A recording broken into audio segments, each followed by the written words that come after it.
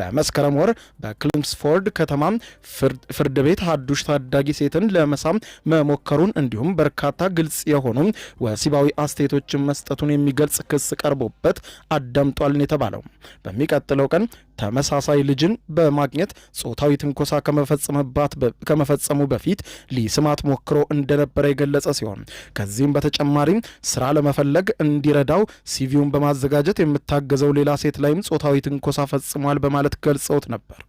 እርሱ ግን ፍርድ ቤት ቀርቦ እንዳልፈጸመን የተከራከረ ቢሆንም ፍርድ ቤት ግን በስተመጨረሻ ፈርዶበታል።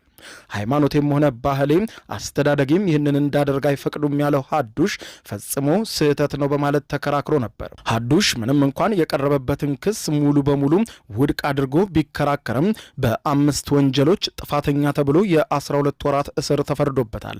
ከዚህ በተጨማሪም ማንኛውም ሴት ለ5 ዓመት እንዳይቀርብ ወይም እንዳያናግር የሚያግድ የክልከላ ትዕዛዝ የተላለፈበት ሲሆን ለ10 ዓመት ያክል የጾታዊ ትንኮሳ ፈጻሚዎች መዝገብ ላይም እንዲሰፈር ተወስኗል።